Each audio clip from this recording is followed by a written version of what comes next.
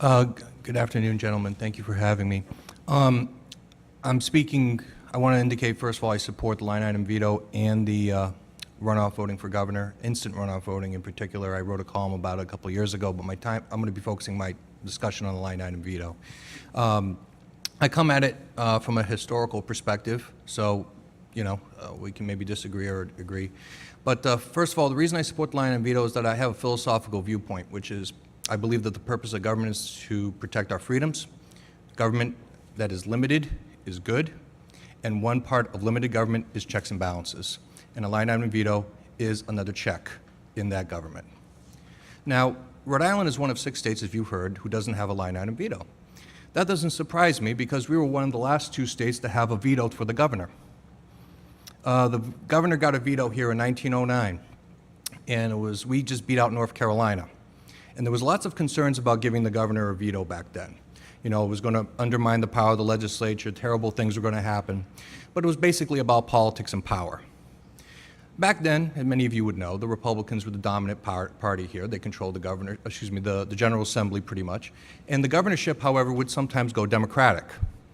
And so there was the support for a veto, giving the governor a veto, back at the beginning of the 20th century was bipartisan. But the part of the Republican Party that dominated the General Assembly did not want to give the governor that veto because they didn't want to give the governor that power who could be a Democrat. My distant predecessor, Charles Brayton, was probably the most vocal opponent. He was a national committeeman. I happen to be the national committeeman of the Republican Party here in Rhode Island. By the way, I live in Cranston. My Steve Frias. I forgot to say it at the beginning. I apologize. So eventually, it passed. Went on the ballot, a lot of effort, and it passed. And right away, there was an impact. In 1911, back then the budget was a document that was not just a single budget document. There was a budget, but there was also special appropriations that would come through individual resolutions. And the governor at the time was Aaron Pothier, actually a man who should be given more attention historically, a very remarkable individual. And the General Assembly passed a budget and these appropriations that was 20% in excess of its revenues. It was completely unbalanced. And he engaged in the equivalent of a line item veto. He started vetoing the individual special resolutions, like a certain amount of money for the War of 1812 Memorial, a certain amount of money for gypsy moth extermination, a certain amount of money to fix this bridge, the stone bridge up in the East Bay, to balance the budget. And then he called for a tax reform. Now, I'm not trying to get partisan because this is a different kind of tax reform that just happened in Congress, okay? It was a modernization of the tax collection system in the state in 1912. That prompted that. It caused the General Assembly to get its fiscal house in order, and it forced the issue.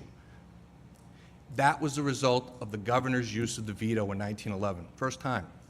And it was the equivalent of a line item veto in some ways, because it was eliminating specific resolutions because it wasn't all in one document. Now you guys put everything basically in one document, so it's an up or down, and that's it.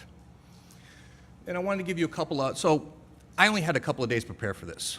So I want to apologize, this is not going to be a thorough historical discussion, I put it in writing. But I want to give you a couple examples of how a line item veto could have changed things in history in Rhode Island, okay? So back in the 1940s and 50s, the Democrats controlled the House and the governorship usually, and the Republicans controlled the Senate. And the way budgets got done, it was all backroom stuff in some extent, and there was, as the Providence Journal used to call it, a lot of footsie going on, okay? And the last night's sessions could be something. And one particular memorable session was 1947. And in this session, a appropriation was put in for all, like the equivalent of community grants, legislative grants these days, was put forward. And at the last minute, House Majority Leader Kiernan stuck in this appropriation $10,000, which would be about 100 G's today, for a fair down in South County. And it passed in the Senate, and nobody said anything. And all of a sudden, the Providence Journal did an expose. This organization really didn't exist. It was actually, hadn't been a fair down there in years. The group that had control of it had financial dealings with the Republican senator of the Corporations Committee called George Westlake from Narragansett, in that there was some connection there. And actually, the person who controlled the potential fare was a horse track operator and political operative. So then Governor Pastore gets this bill, and he says, I don't know what to do. It has all these wonderful things in it to help these other community organizations, but it has this $10,000 for this fraud, this waste, this potentially nefarious objective. Luckily for us, Mr. Westlake and his friends were not very good at writing legislation. They did not specifically appropriate it for the organization. They said an agricultural fair in Kingston. And so Governor Pastore and his legal department decided that's unclear and ambiguous, so we're just not going to pay for it. And that's how he exercised a de facto line item veto.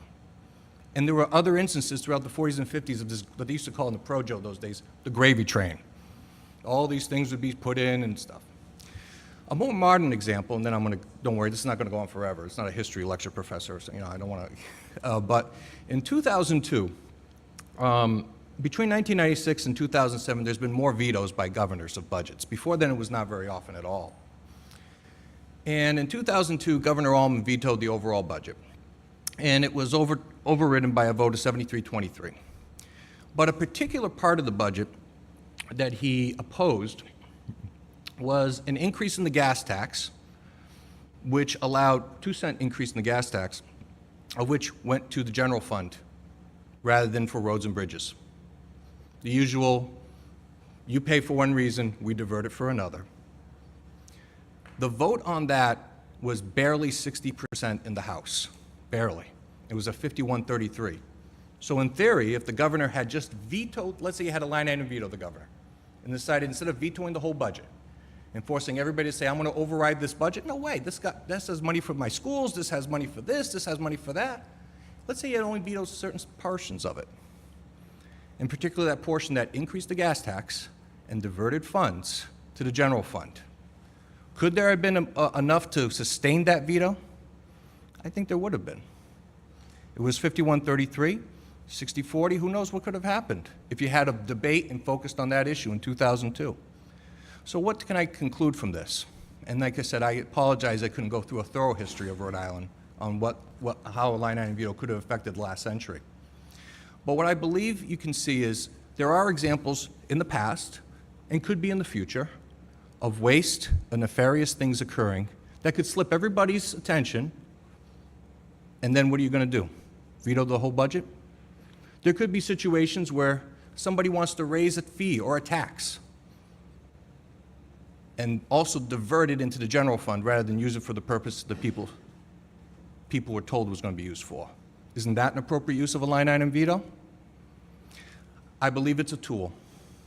I think it's a tool that can be used by governors who are fiscally farsighted and politically courageous. It certainly can be abused by anything else, like anything else. But I believe that the General Assembly, if something is abused, the General Assembly can correct that. And in the end, I can say this, what's the impact? There's lots of things you could do that have a greater impact than a line item veto. But let's say this caused a reduction in spending of 0.01%, just 0.1%. That's like $9 million. That's how much money is diverted every year from the 911 stuff, our 911 fees that don't go to 911. It's $9 million. A creative use of the line item veto could maybe try to put pressure to change that. So, in the end, like I said, I hope if we give this tool to the governor, I think a governor who is farsighted fiscally, courageous politically, can use it effectively. But in the end, it's their choice, and it's your choice as to whether or not you're going to give people the choice.